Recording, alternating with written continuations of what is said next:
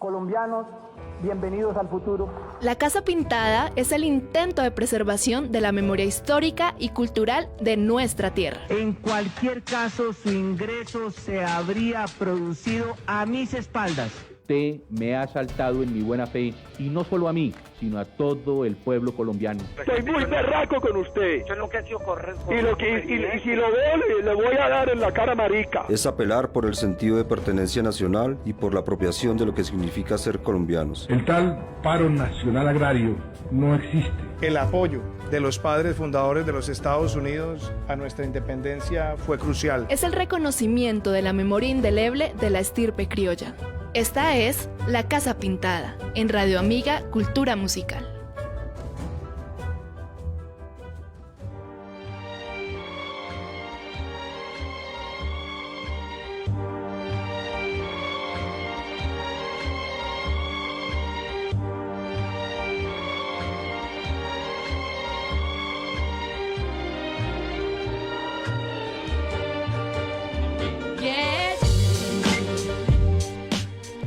Muy pero muy buenas tardes a todos, bienvenidos a La Casa Pintada, que es también su casa.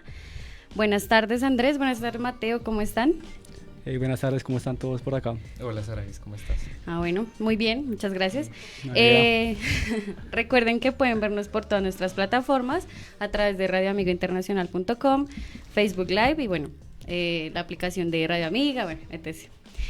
Bueno, en La Casa Pintada nos levantamos de la cama a las 5:04 de la tarde. ¿Está haciendo perecita? No, amaneciendo. Está amaneciendo apenas. Y bueno, estas son las noticias de mayor relevancia de los últimos días. Mateo, cuéntanos qué hay atrás de la ventana.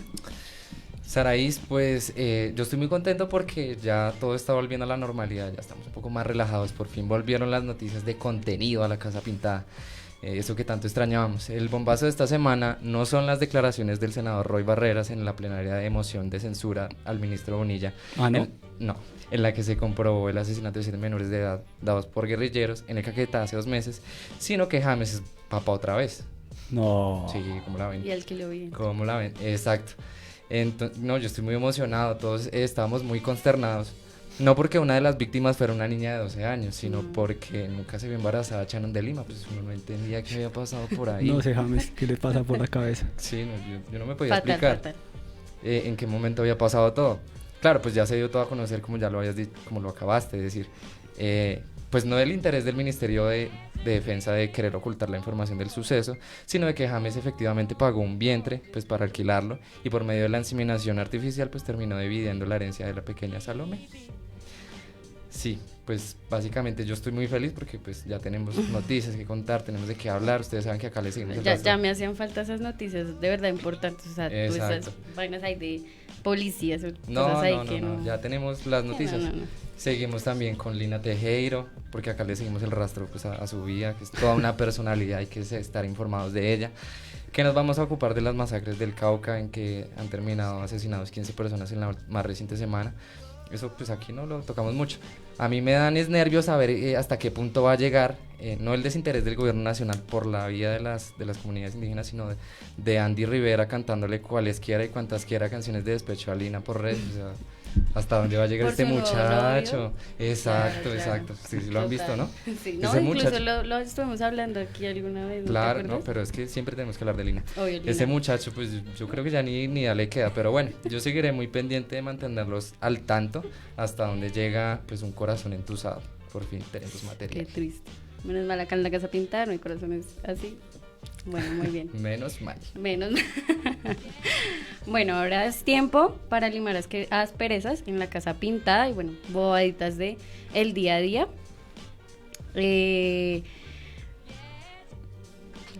Bueno, entonces Mateo, ¿qué nos tienes para contar el día de hoy?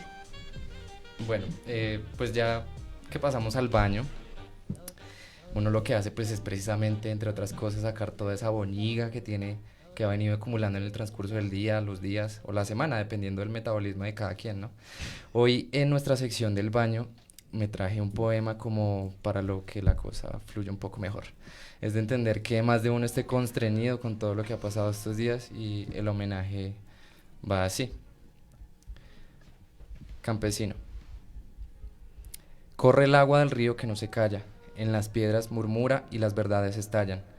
Arrastra su vientre un país enfermo, y los ojos me lloran por lo que estoy viendo. En el río van mis muertos y van los muertos de otros, bajan los vecinos del pueblo que crecieron con nosotros, flotan en el río los líderes que están matando, y en la orilla todos hacemos como que no estamos mirando.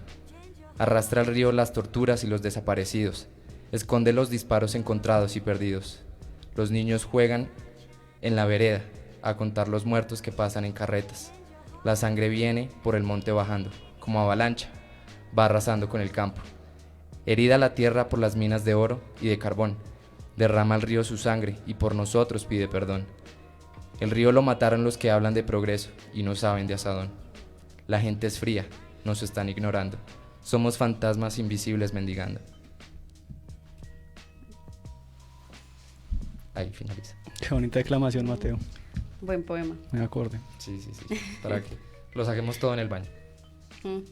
Bueno, ya que sacamos todo, en este momento vamos a ir a la sala. Juanito.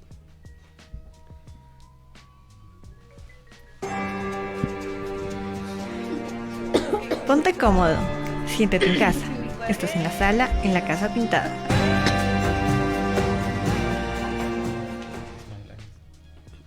Bueno, hoy para abordar nuestro tema del día sobre comunicación digital, traemos unas invitadas y pues Mateo, me gustaría que nos contaras un poco sobre nuestras invitadas. Bueno, yo primero que todo quisiera darle la bienvenida a Laura Beltrán, @SmileLailis. Ella es periodista y youtuber y nos va a acompañar en la sala para hablar sobre comunicación digital para la educación. Laura, ¿cómo vas? No, gracias por la invitación, estoy muy feliz, un saludo a todos mis compañeros de la mesa, estoy muy feliz de que me inviten, gracias, y ya, es lo único que diré.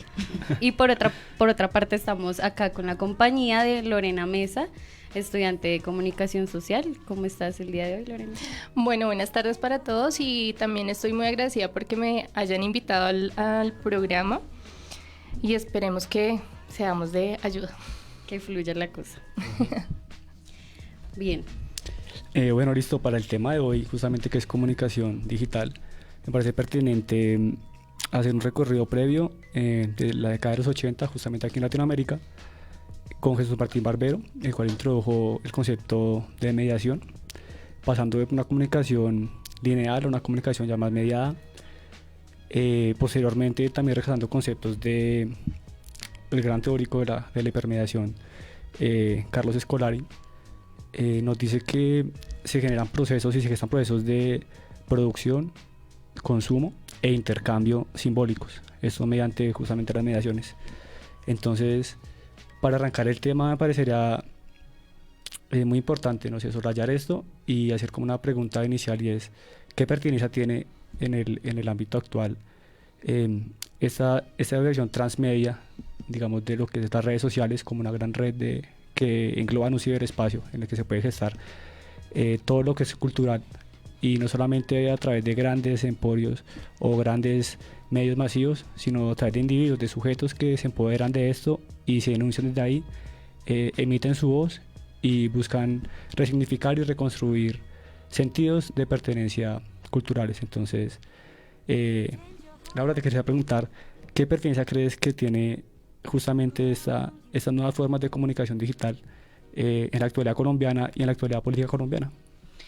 Pues a mí me parece básicamente que es bastante importante, y lo digo porque no se necesita en la actualidad tanta teoría en términos comunicativos, y lo digo porque vivo de eso y me expreso a partir de eso y me reconocí como una activista política dentro de las redes sociales, así como se reconocen todas las personas que escriben trinos, todas las personas que hacen algún tipo de activismo en redes sociales. Me parece que es fundamental que nosotros los jóvenes empecemos a usar estos nuevos espacios de política y alcanzar a llegar a niveles de poder, ¿no? Y lo veíamos ahorita en las elecciones locales, concejales sumamente jóvenes que han llegado a espacios de poder.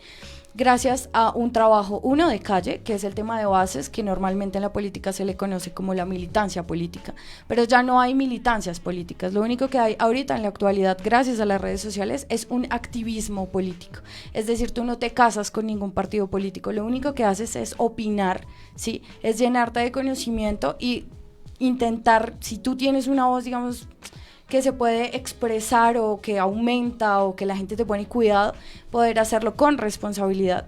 Y siento que a partir de eso es que nace estas nuevas tecnologías que nos han facilitado la vida. Por ejemplo, en el tema del ministro de ayer, el ministro Botero, todo se comentó por Twitter. O sea, no era necesario estar en una plenaria del Senado para estar pendiente de lo que estaba diciendo el ministro. Y ni siquiera...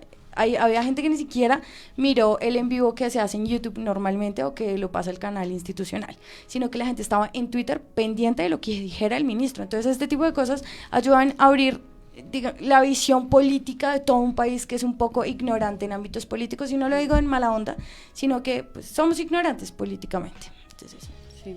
Digamos que me parece interesante cómo ahora siento yo que es más necesario incluso enseñarle a los niños desde las instituciones a manejar estos medios, porque bueno, nosotros sabemos manejar internet y y no sé qué, pero incluso sabiendo manipular una red social es complicado, ¿no? Entonces pienso que a propósito de la educación, que es como en parte lo que nos convoca acá, sí debería haber mayores estrategias para que los jóvenes aprendan incluso desde las instituciones, o sea, me refiero a colegios, a manejar estos medios. Y sí, o sea, es literal, las personas ya no miran que el periódico, ya no miran tal cosa, sino mira el periódico por internet, va a buscar eltiempo.com y salió. Entonces me parece interesante conectar estos con la educación, entenderlo de pronto quizá, bueno, no sé si como una materia o algo así, pero sí como un espacio pues de aprendizaje adicional a lo que ya tenemos como tal de estructura en los colegios, no sé.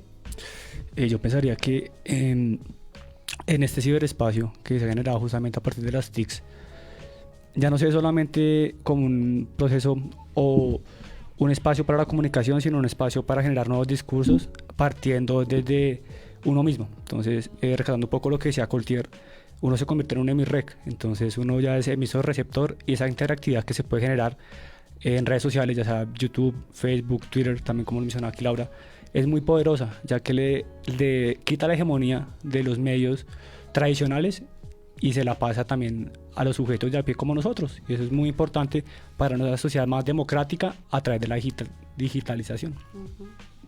Entonces, digamos, a propósito, pues a mí me gustaría como escuchar un poco tú como una mirada de comunicadora social, si es relevante o no, pues llegar a aprender a manejar como tal estos dispositivos, pues ya que tienes una mirada distinta, ¿no? Bueno, digamos que es importante, pero no solamente las nuevas generaciones, que son las que son como las que tienen el poder o adquisitivo a las redes sociales, porque muchos de los adultos critican también mucho a los jóvenes porque no conocen estos medios de información y ellos se basan en la información que les dicen los medios actuales.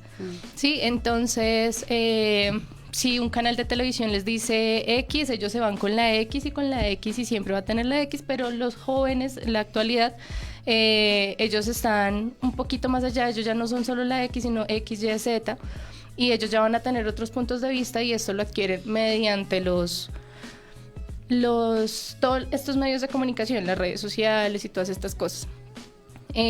Aparte pues de todos estos medios de comunicación o medios de aprendizaje, como decía Saris, es como importante que se aprendan a manejar de una forma responsable, porque no siempre la información que se da también en las redes sociales es verídica. Entonces se tiende también a tergiversar un poquito la realidad, ya que se tiene también mucho poder, mucho seguidor, mucha inclusión o, ¿cómo se diría?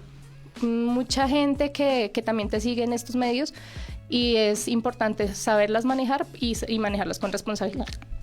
Y aportando un poco lo que dice también Lorena, me parece que es muy relevante el hecho de que en este contexto de nativos digitales, de ya pelados y niños que esa generación ya nacen con esto, que ya no tienen ni siquiera lo analógico, sino nacen justamente con todo lo digital y todo esto, es más que, creo que es como todo, como la academia, más que aprender el cómo, de pronto cómo usarlo, es aprender el por qué usarlo y para qué usarlo. Entonces me parece relevante soslayar esto y saber que hay que tener una mirada crítica, justamente como dice Lorena, porque no todo lo que aparece es verídico, y ahorita ha cogido mucho auge este tema de las fake news, noticias que salen que ni siquiera tienen un peso y sean como ciertas. Entonces hay que ser muy crítico en esto y saber las fuentes donde se toman eso, porque a pesar de que hay mucha información, no toda la información es cierta. Hay mucha que es simplemente basura y hay que saber nadar en este mar digital en el que estamos y dar con lo que es realmente verídico. Muy valioso lo que comentas, Andrés. A mí me gustaría preguntarle a Lalis de qué manera podrías pensar una estrategia para evitar este tipo de que la información se tergiverse o que empecemos a hablar de desinformación en las redes. ¿Cómo evitar ese tipo de cosas? Sí, no, lo primero es que toda la información, al menos yo hablo de manera personal y con todo mi equipo, y a todo mi equipo me refiero a mis papás, porque son mi equipo de trabajo. Entonces, no, con los viejos hacemos algo que es básico y sencillo, y es toda la información que salga de redes sociales claramente no funciona, porque no toda es cierta, porque hay fake news, etc, etc. Pero lo que sí siempre está a la mano de las personas son las cifras. En todas las páginas del gobierno, en todas las páginas del Estado, en todo lo que publican hay cifras de lo que sea, pero siempre hay cifras.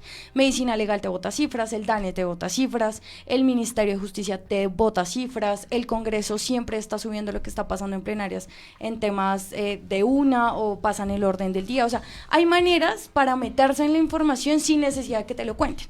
Porque a mí me parece muy flojo estar mirando artículos de periódico que me cuenten qué es lo que está pasando. A mí eso me parece bastante flojo. Entonces, lo que yo hago en tema personal es meterme en los datos. Si yo necesito saber algo específico, me meto hasta el fondo para saberlo. Y si no, para mí no funciona. Sí, y me lo puede decir Vicky, me lo puede decir Arismendi, bueno, en fin, en todos estos periodistas geniales que tenemos en este país, me lo pueden decir.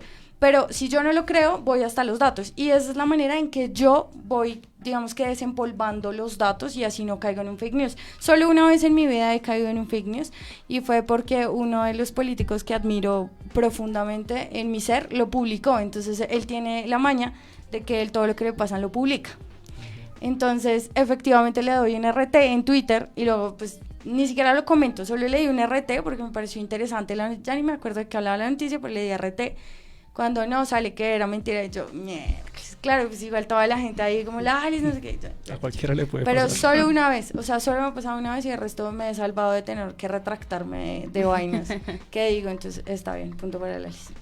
Bueno, hablando sobre este tema de la desinformación, yo estaba muy, digamos, interesado en este tema y se habían planteado estrategias de cómo evitar que nosotros caigamos en este tipo de redes. De pronto hay 3 teorías o 3 conceptos claves que nos guiarían a evitar ese tipo de conductas. Entonces hablaban por ahí de 3 características que son el discernimiento, la reflexión y la comprensión de las cosas. Entonces el ejercicio que llamaban era pues todo lo que vamos a recibir. Primero que todo estamos en una era de hiperinformación e hipercomunicación. Y eso es importante saberlo. Entonces todo lo que vamos a recibir, ya el tema no es quién recibe la información y quién no, sino que todo la vamos a saber. Entonces hay que crear una confusión para que unos intereses prevalezcan. Sí. De pronto, retomando un poco de lo que hablabas ahorita sobre estos políticos. Entonces, el ejercicio... Que no vamos a decir sus nombres en este programa. el ejercicio es... Primero hay que reflexionar qué es lo que estamos viendo, tenemos que hacer un ejercicio de conciencia de que lo que vamos a hacer, incluso crear contenido nosotros mismos, no literalmente hacer nuestras propias portadas, nuestras editoriales, sino saber a conciencia propia qué es lo que estamos leyendo, hacer el ejercicio de reflexión y finalmente pues un discernimiento de qué están hablando, por qué lo hacen y para qué. Básicamente 3 estrategias que ponían ahí 2 autores grandes, sobre este tema. Y eso pasa muchísimo con todo, no solo con política. O sea, me pueden decir, no, es que tal político hizo tal cosa y ya me lo creo. Y no, eso pasa con todo. No sé si se acuerdan que hubo un tiempo en el que no coman sucaritas porque salió una rata, no coman yo no sé qué porque salió un Ponimalta. Bueno, no sé qué. Pero pues quién sabe. Que había un cadáver en una olla de Ponimalta. Y la gente se metió en el video, o sea, la gente dijo, no, es que eso y vi un video y eso es, o sea, ya... Literal. O sea, otro nivel Es ya regla. de... Así es en la poní mal. Y nosotros, no sé si pase solo en Colombia, no creo, pero pues nosotros como colombianos somos muy crédulos. No, ¿y sabe qué es lo otro? Cuando se inventaron que había glifosato en las cervezas. ¿Verdad? Que han mentira? sacado cada tanto. No, y eso siempre hay de qué hablar, siempre hay de qué inventar, y eso también tiene que ver con las entre ellos tratando de hacerse pues la mala fama. Pero entonces me parece importante fusionar de alguna manera lo que nos comparte Lelis con lo que nos comparte Mateo, y es que, por ejemplo, tú dices que crear, digamos, nuestra propia información, y se une en el sentido de que, bueno, yo voy a investigar, yo leí esto, revisé esto, es de tal fuente, esto es verdad, esto es mentira, voy a verificar, y ahí sí yo mismo puedo informar a...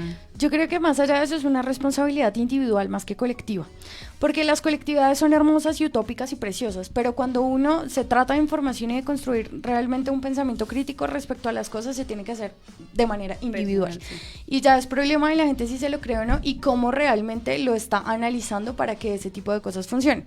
Entonces, realmente sí estoy de acuerdo con el que dice Mateo, ese libro es interesantísimo, ya me lo leí, es muy bueno.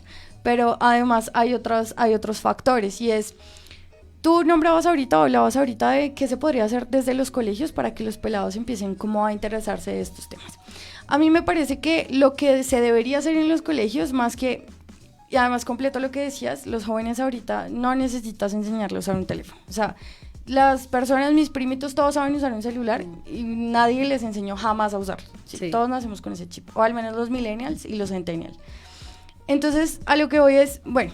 ¿Qué pasaría si nosotros realmente empoderamos a los pelados, pero desde el análisis crítico, que es lo que debería girar en torno a la educación? O sea, al pelado no hay que decirle lo que tiene que hacer, al pelado hay que enseñarle a pensar, a ser autocrítico, a reevaluarse y a proponer, que eso es, digamos, las líneas principales de la pedagogía que claramente no se están usando, porque la mayoría de nosotros solemos ser un poco más de lo que me digan algo, sí, desde muy chiquitos, pero realmente si tú le enseñas una cátedra de análisis crítico, las personas abrirían o expandirían más un poco su mente. Por eso es mi rayo contra la religión, no es nada personal, queridos cristianos, pero ese es mi rayo principal para ese tipo de cosas, y ya. Bueno, pues igual es una apreciación, ¿no? Claro, vale. Sí, totalmente bienvenida. Y siento que sí, tienes mucha razón, sin embargo hay pues demasiados factores en muchísimas cosas, y es tan complejo como llegar a un centro de algo porque sale la otra cosa, entonces no, pero entonces miremos por este lado. Bueno, en general eso es un poco, ¿cómo decirlo? O sea, hay muchas variaciones incluso en este tema. ¿Quisieras hacer otra pregunta? Bueno, pues más, ese era como un aporte, siguiendo un poco el tema del gran market de comunicación e información y desinformación, y es que muchas veces lo que buscan poderes hegemónicos es desinformar y crear confusión. ¿Por qué? Porque si hay mucha información, la gente no va a saber para dónde va a ir, el sujeto se ve como sobrepasado por tanta información que hay, y dice, bueno, ¿a qué le creo? Entonces, algo que es importante que se habla aquí también es como desde justamente los colegios, cotejar información, mirar las fuentes que nos están diciendo eso, que están emitiendo sus contenidos, a ver qué dicen que es verdad, no solamente con fuentes locales, sino también fuentes internacionales, porque si solamente se tiene en cuenta lo que harán en Colombia y de pronto no se tiene en cuenta opiniones externas de lo que está pasando en la realidad actual del mundo entero, pues uno va a creer lo que le ven. O sea, como decir el mito de Platón y la caverna, si ve las sombras nunca va a ver la verdad detrás de las sombras. Pues una asociación pertinente, me parece, pero sí, y también hay algo, y es que hay muchas personas que somos proactivas, que queremos hacer, que queremos buscar, pero hay muchas que no, y también tiene que ver con todos los procesos individuales, siento yo, y ahí sí, reacorde con lo que tú dices, si a mí me interesa aprender de algo, conocer de algo, pues nada, lo hago y lo busco. Si no me interesa, pues espero a que mis amigos publiquen memes sobre los problemas sí, sobre los problemas que pasen en la actualidad. Entonces, que si yo veo algo en un meme, entonces es como es de un meme, pues entonces es real, también es eso. No es solo como el leer una noticia falsa, como no, en la noticia dice que Pepito Pérez se cayó, sino que si yo lo veo en un meme, entonces ya es verdad porque salió en un meme y pues alguien creativo se lo pasó en un meme, entonces es verdad y listo, y así quedó. Y lo que pasa es que nosotros aquí en Colombia somos muy emocionalistas.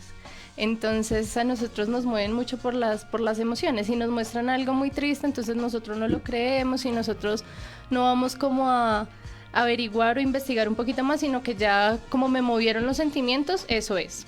Y no estamos acostumbrados a averiguar o ir un poquito más allá. Sí, es que lo que nos llega es lo que digerimos y más allá no, generalmente. ¿No? Bueno, teniendo en cuenta este contexto, quisiera preguntar, entonces, ¿qué desafío plantea justamente esa sociedad tan llena y desbordada de información hoy en día, partiendo de la educación, desde, bueno, no solo la escuela, sino la educación también de todos, porque pues uno se educa continuamente? ¿Qué desafío se plantea para lograr, no sé, llegar a una reflexión constante y no creer y ni tragar entero todo lo que nos dicen?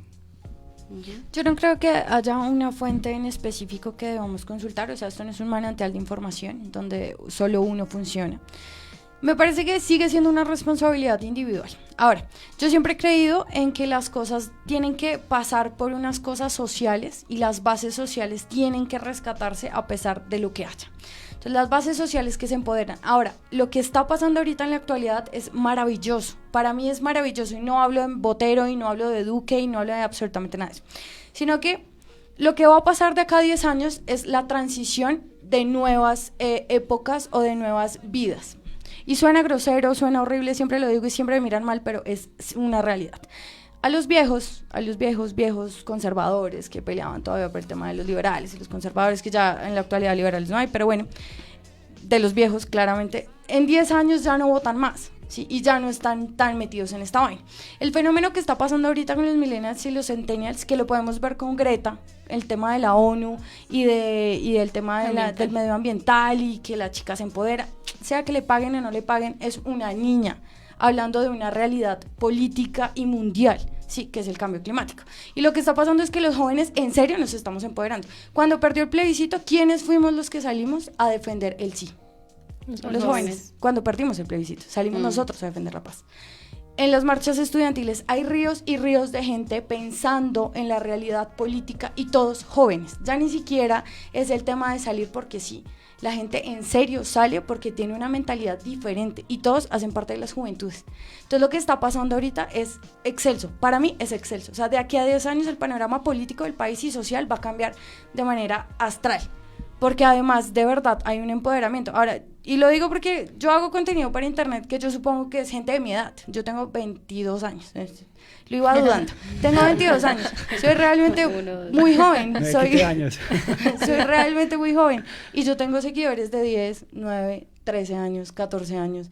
Y eso te hace creer que estás haciendo o muy bien la labor y estás empoderando a más jóvenes. Y lo que te escriben es hermoso y la gente te los encuentras en las marchas.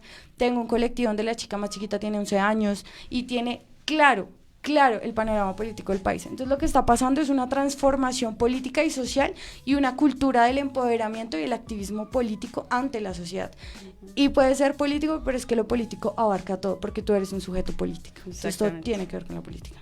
Yo creo que esa disyuntiva que se plantea acá, no sé qué tanta relación tenga que ver justamente con un desagrado generalizado de la sociedad actual, más que todos los jóvenes que están viendo cómo este modelo neoliberal y desarrollo económico está yendo en contravía de todos, que tal vez para los antiguos sí decían, bueno, la plata, hermano, y los recursos naturales pues no importan porque creían que eran infinitos. Hoy en día se tiene más conciencia de esto, ecológica y ambiental en especial, en que esto no es infinito, en que se está acabando, en que ya hay, como dijo aquí Laura, hay un plazo por la ONU 2050, yo creo que es antes que la Tierra va a tener problemas gigantescos y seguimos con esto, especialmente con esto del ambientalismo, ya que por encima de todos los sistemas económicos, sistemas sociales, de todo lo que se quiera ver, hay una cosa y es donde vivimos, en el planeta Tierra, y todos habitamos este planeta. Y si seguimos desbordándolo así y usando esos recursos naturales a nuestro beneficio sin tener en cuenta el demás ecosistema que es gigantesco, ya que el humano no es solamente el que habita acá, entonces vamos a tener acá un planeta inhabitable. ¿Qué vamos a hacer? ¿Nos vamos a extinguir como especie si no cambiamos? Es la vida o la muerte, hermano. O sea, aquí sí no hay punto neutro. O nos morimos o seguimos. Entonces, creo que sería como este planteamiento de los jóvenes que dicen, se empoderan al ver esta disyuntiva, dicen, o nos morimos o seguimos o evolucionamos como sociedad más pensante y dejamos atrás un modelo que nos ha llevado hasta este punto, que quedan extintas especies, en que estamos como estamos, en recursos naturales, en páramos, en océanos contaminados. Y quiero aportar algo. Creo que el modelo de desarrollo, bueno, más que desarrollo, el modelo cultural, que es algo cultural y algo personal, que más beneficia a esto es el veganismo. Ya que a partir de esto se hace una lógica en la que somos seres vivos, sintientes, respetamos otras especies sin tener que dañarlas. Creo que será lo más sostenible. No sé qué opinan ustedes, muchachos. Pues es una manera de verlos, respetable. No voy a opinar al respecto. No, recogiendo un poco, no, pues no el punto final, pero sí un poco de lo que decías, era el tema del empoderamiento. Sí. Cosa que yo me he empezado a preguntar en los últimos años, porque he llegado a la teoría sí, de que uno no se empodera, porque es que uno no está desposeído de poder. A uno lo hacen creer que no lo tiene, que es diferente. Luego tú no te empoderas, sino que eres consciente de que tienes el poder. Como una pedagogía de la desesperanza. No. Que nos hacen creer. Que nos hacen creer. Desde que somos pequeños. Ese es el triunfo de las élites en todos los países. Sí. Y dicen, no, es que los de arriba tenemos el poder y ustedes no hacen nada. Sí. Entonces ellos intentan segregar a cada uno y hacer a los de abajo parte de los de arriba, cuando en realidad no, económicamente y socialmente, pues no hace parte de eso. Porque estamos también acostumbrados a someter a alguien y ser sometidos en ese orden de ideas. Entonces, en ese orden de ideas sale Stiglitz, Joseph Stiglitz, premio Nobel de Economía, diciendo: la información es el poder. Cuando la gente aprenda a informarse, ellos van a tener el poder y no van a poder ser doblegados. Que era como lo importante, la conclusión a la que llegaba. Creería que más que la información, o sea, es la acción, ¿no? Porque uno puede estar informado, pero si no actúa, ¿en qué cambia? Digamos, lo que te digo, uno puede saber que está mal ese sistema de desarrollo que está, pero si la gente no hace nada, claro, sigue igual. Precisamente. Digamos que en este momento, digamos en Chile, en Ecuador, la gente tuvo acciones concretas y están logrando cambios en su sistema. Pero van de la mano, porque si tú no estás informado, ¿frente a qué vas a actuar? Obviamente, pero si no es informado y no hace nada, ¿de qué sirve? A lo que voy es que actuar. Precisamente esa activación de información, sí. Exacto, pero el poder ya lo tienes. Exacto, pero el poder ya lo tienes. Tú no te empoderas, ya lo tienes. Una cosa está seguido de la otra. Si uno está informado y no hace nada, ¿de qué sirve? Toca actuar. Ese es el poder. Ahí exactamente.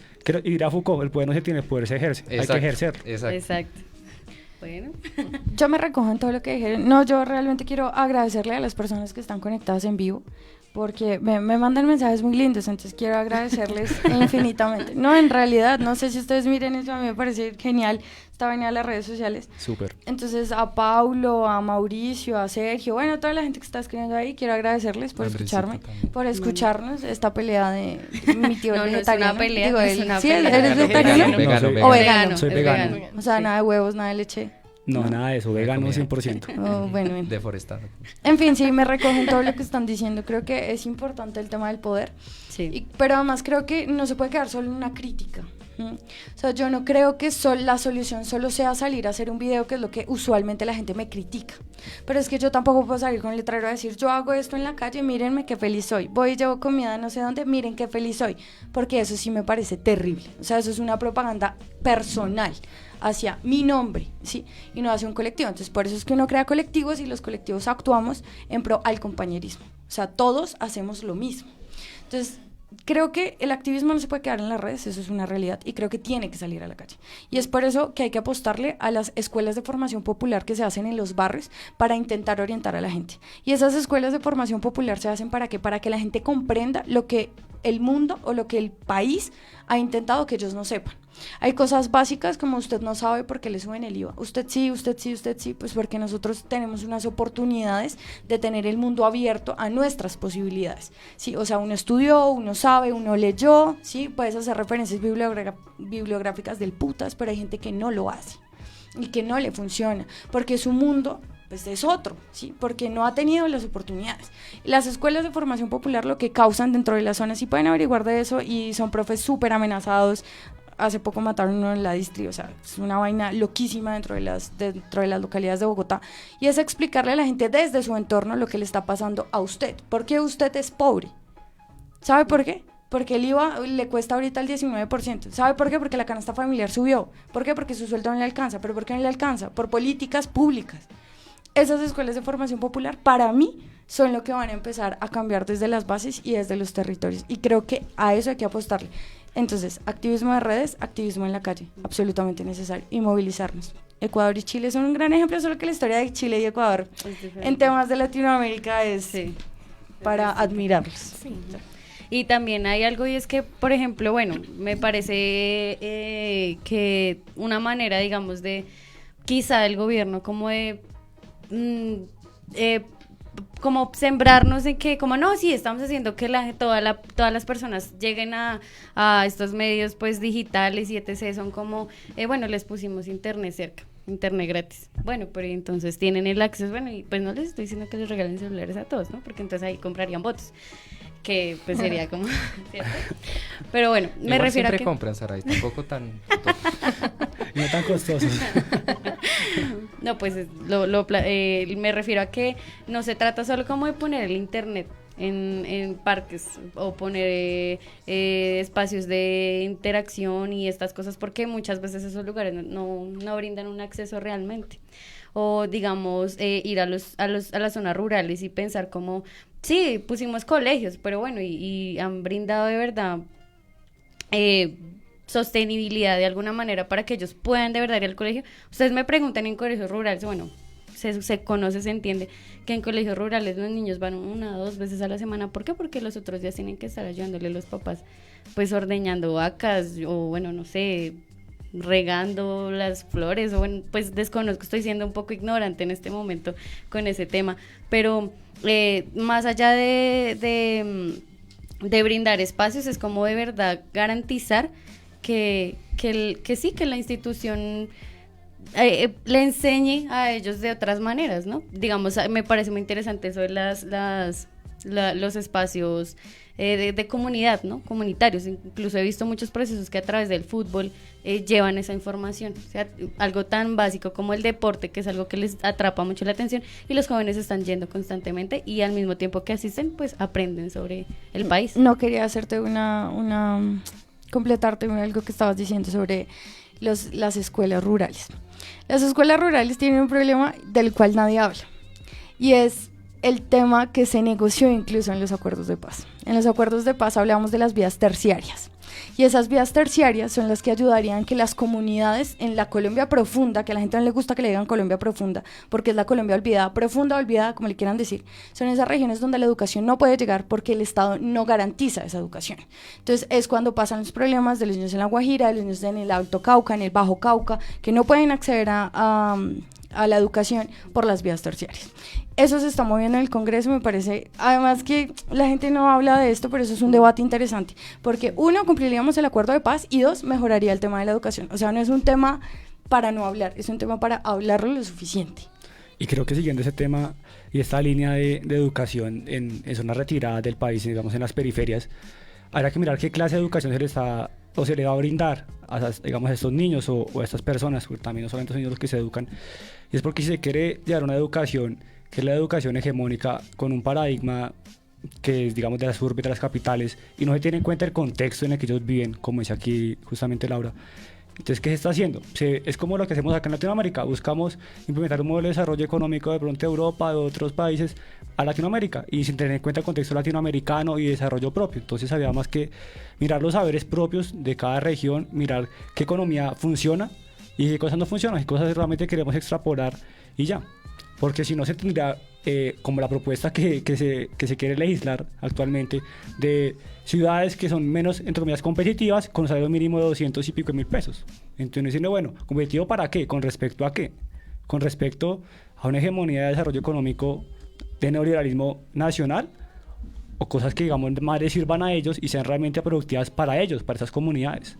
Aparte, las condiciones también para sostener estos lugares, es no solo los lugares, sino el lugar en el que están. ¿A qué me refiero? Las instalaciones son, o sea, no, un niño ve allá que se puede caer el techo, o sea, obviamente no van a tener ni siquiera la intención de ir, ni siquiera los papás van a decir, no, vamos a mandar a nuestro hijo allá donde puede que le pase algo. Y también los docentes, además de que les falta preparación en algunos casos, que algunos sí están muy bien preparados, ¿qué profesores mandan al rural? Pues a los que no consiguieron un espacio, digámoslo así, en los colegios de acá de Bogotá, o bueno, de otros lugares. Mi papá era profesor en un colegio rural que se llama José Celestino Mutis en Ciudad Bolívar. Sí. Y es muy buena la educación de allá. Y te lo digo porque nacen con un contexto, tienen un contexto diferente. Y ahí es cuando un maestro aprovecha cómo lograr que la persona se fundamente a través de su contexto. Y no es porque no le haya salido otra cosa acá, es porque al Cucho le gustan me cosas refería en la a zona que, rural. por eso decía que no todos, por eso me refería a que no todos, algunos sí tienen la preparación para estar en ese espacio, me refería a que no todos, porque incluso así como afortunadamente lo sucedió a tu padre, también mi familia el 80% es docente y les pasó eso, lo digo pues en ese sentido, por eso decía no a todos, porque obviamente además les pagan muy mal. Sí, exacto, tampoco les brindan la estrategia, bueno, una ruta que los acerque, nada. O sea, nada, ¿sí? Y más allá de, bueno, igual yo también he tenido la oportunidad de estar en colegios rurales y y ahí iba encaminada hacia lo que tú dices, y es que es muy rica la educación allá, el problema no es, siento yo que también en parte son los recursos, y más allá de los recursos es como o sea, estando allá es que uno realmente como que comprende todos los procesos, realmente es donde se vive la educación, porque incluso acá, pues en la ciudad, pues hay muchas variables, diferentes familias, diferentes elementos, pero entonces en esos espacios lo que sucede es que sí se crean, digamos que se forman maravillosos seres y se están perdiendo esas grandes mentes, ¿no? Porque incluso son más, son más fáciles de enseñar, incluso son más fáciles de decirles esto es por este lado, incluso ellos son más, exploran más, les llaman, o sea, son mentes más curiosas. Exactamente. Entonces siento que por eso como que quería hablar de eso, porque o sea, estamos perdiendo el enfoque en ese sentido. Y si supiéramos aprovechar esas mentes que hay en esos espacios, realmente tendríamos más jóvenes interesados en política, interesados en el país, interesados en construir, en hacer, en formar, en poner, incluso hacer proyectos, yo qué sé. Y continúa, Mateo.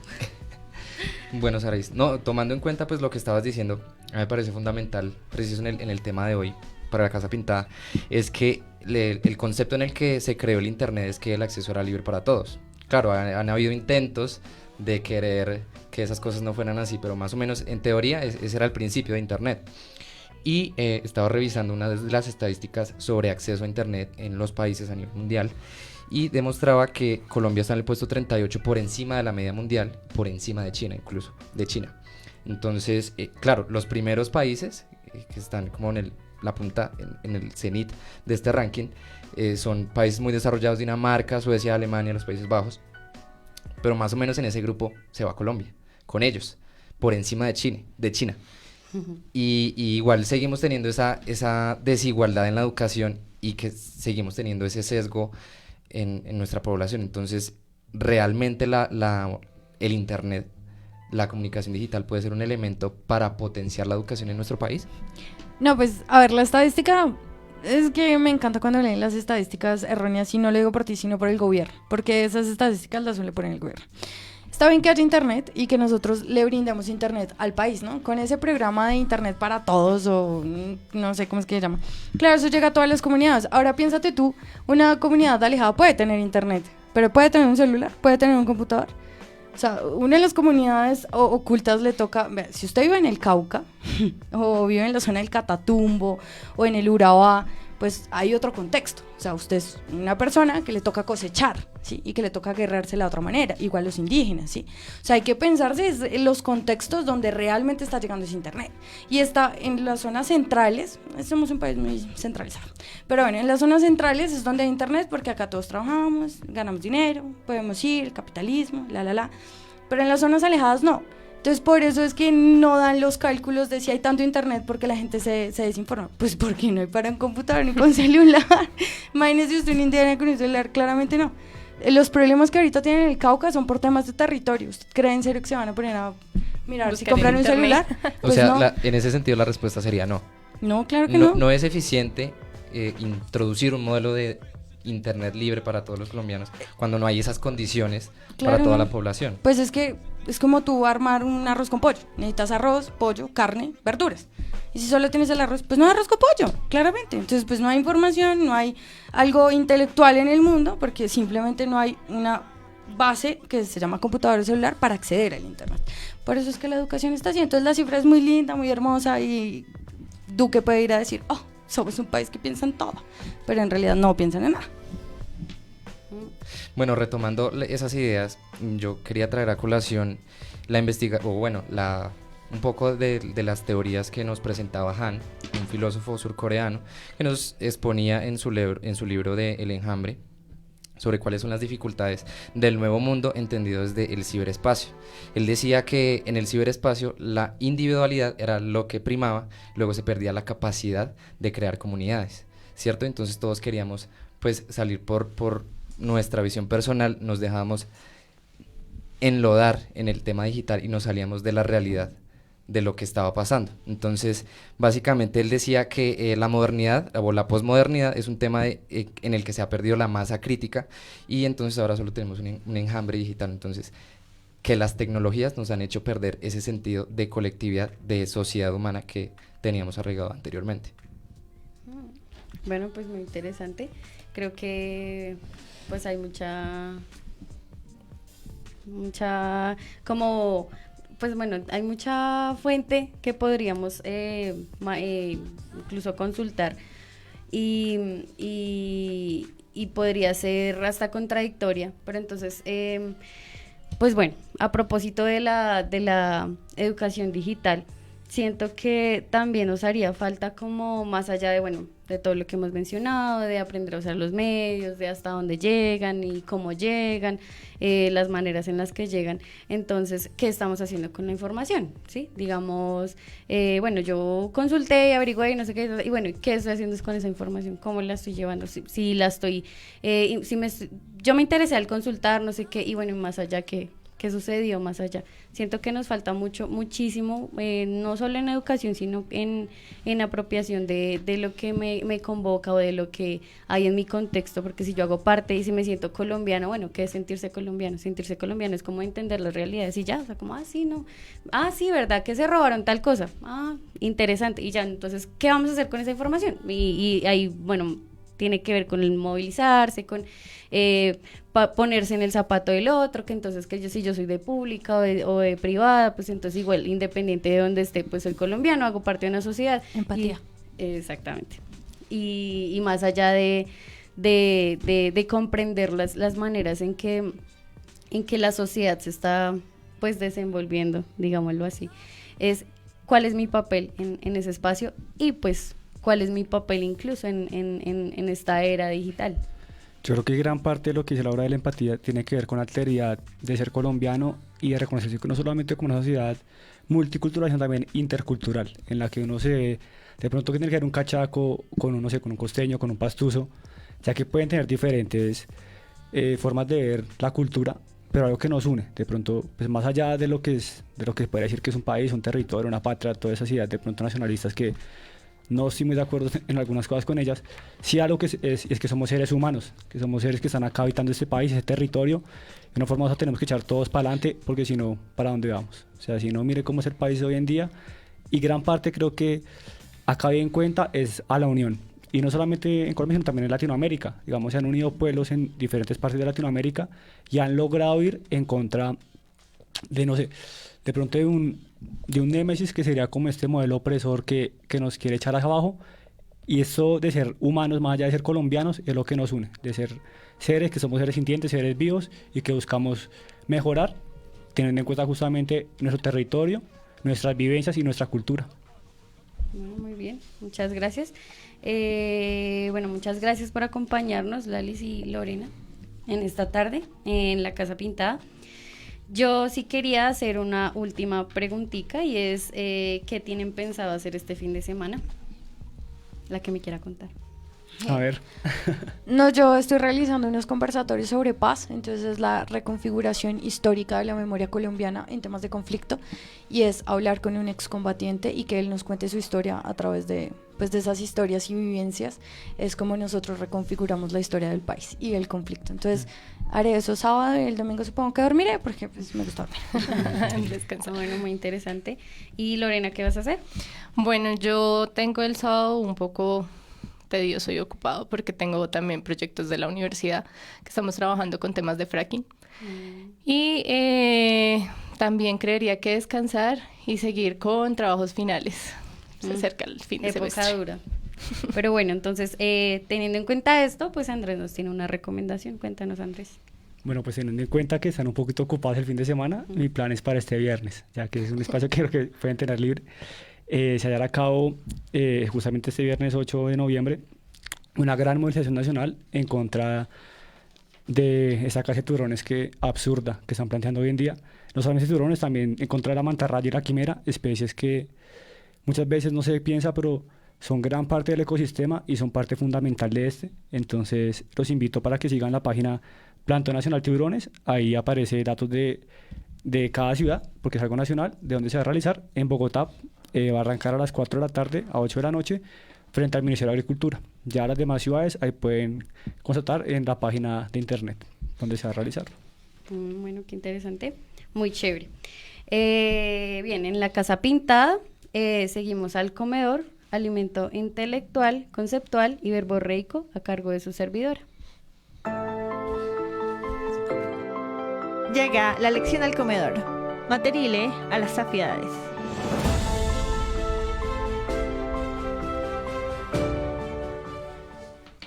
Bueno, yo les traigo 4 palabritas el día de hoy. La primera es inefable. ¿Conocen esa palabra? Sí. Sí, bueno. Entonces, inefable es que no puede ser dicho, explicado o descrito con palabras. De alguna manera puede ser sutil o difuso, como confuso. Entonces, de pronto un ejemplo que podría darles es que es inefable quizá ¿cómo decirlo? Se me fue la paloma, como la manera de las personas de cómo ignorar todo lo que está sucediendo en este país. Por eso lo dije de esa manera, es totalmente inefable, o sea, no encuentro palabras para describir como esa, pues sí, ignorar lo que está sucediendo, ¿no? En general. La siguiente palabra es fatuo, que se refiere a una persona engreída, que pues se comporta de esta manera o habla de esta manera. Entonces, un ejemplo de fatuo sería: Andrés, eres una persona totalmente fatua. Mentiras. Él no es fatua, él no es fatua. Era para a ver si entendían pues la relación de que él totalmente no es fatua. Será con Mateo, no conmigo. Bueno, la siguiente palabra es insulso. ¿Conocen esa? ¿Alguno? Ejemplo, Saray. Bueno, esto es pues que no tiene gracia, Sí. que no tiene gracia, que como es de poco. Un claro ejemplo, tu ex es insulso, pues, no lo conozco, pero pues te apoyo. Gracias. Y la Qué raro, acá, ¿no? sororidad, ante todo. Y la última palabra es inteligible, que puede ser comprendido o entendido. ¿A qué se refiere? Digamos, nuestro programa es totalmente inteligible. Nos pueden escuchar con claridad y pueden comprender todo lo que estamos diciendo. ¿O me equivoco? ¿No? Pues no cuando habla Andrés, porque no, un poco. A veces entre los dientes. Ese es un claro ejemplo de lo que no es inteligible. Este programa Totalmente. era contra Andrés, amigos. Sí, comprendido. Desde el principio. Todos contra mí, ¿qué pasa? Ya lo entendí. ¿Qué tiene contra el veganismo, hombre? Y bueno, Desforestando. esas fueron las palabras. Salimos del comedor en este momento.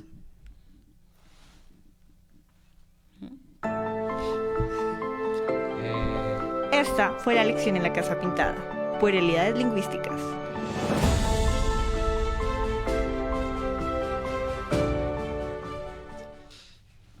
Bueno, Mateo, ¿nos quieres compartir algo? Sí, no, pues yo te iba a presentar el pronóstico si me das la palabra. Ah, ok, discúlpame. Pues bien, ya teniendo en cuenta esto, se nos acaba el tiempo en la Casa Pintada. Nos dirigimos a la salida de la casa, pero antes de salir, ahora sí, cuéntanos, Mateo, ¿qué nos espera afuera de la Casa Pintada? Saraís, pues se viene el despliegue de la maniobra mediática más grande del año. Que no se nos extrañe que va a sonar algo estrendoso que ocupa la atención sobre Venezuela, la selección Colombia o la vida de Marvel, lo que sea. Entonces, por ese estilo. Lina Tejero, por supuesto. ¿Todo eso? Eso es. Eso es. Bueno, yo a propósito, pues quería como aprovechar este espacio para contarles. Yo hago parte de una red que se llama Red Rojo y Violeta, y este mes de noviembre es el mes en contra de la violencia contra la mujer, valga la redundancia. Nosotras tenemos una propuesta para este mes, no sé, las mujeres o hombres que quieran realizar esto. Todos los viernes nos vamos a vestir con una prenda violeta, en memoria, digámoslo así, de todas las mujeres que han... los viernes, ¿listo? Todos los viernes del mes de noviembre nos vamos a poner una prenda color violeta. No sé si conozcan sobre esto, el día que se conmemora el Día de la No Violencia contra la Mujer es el 25 de noviembre y es por las hermanas Mirabal, las mariposas. Entonces, si les gustaría investigar un poco, pues nada, es un tema muy interesante, incluso hay películas. Y nada, los invito de manera personal a que todos los viernes nos pongamos una prenda color violeta. Bueno, ahora en nuestra sección del fan destacado, nuestro fan destacado de la semana es Natalie Erickson.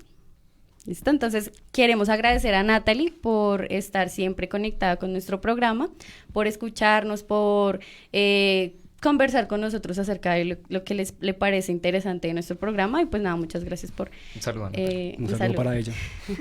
Un saludo para Natalie. Y bueno, ustedes que nos escuchan en el trabajo, en sus casas, en la universidad, esperamos hayan disfrutado de este programa. Muchas gracias, Lalis, muchas gracias, Lorena, por acompañarnos. Y pues nada, esperamos que se hayan sentido muy cómodas aquí con un calor de hogar en la Casa Pintada. Y pues nada, nos despedimos enviándoles un gran abrazo. Y esperamos que nos vean en 8 días. Recuerden que estamos todos los miércoles a las 5 de la tarde a través de radioamigainternacional.com, Facebook Live y bueno, todas nuestras plataformas de Radio Amiga Internacional. Muchas gracias, que estén muy bien. Energía y feliz semana.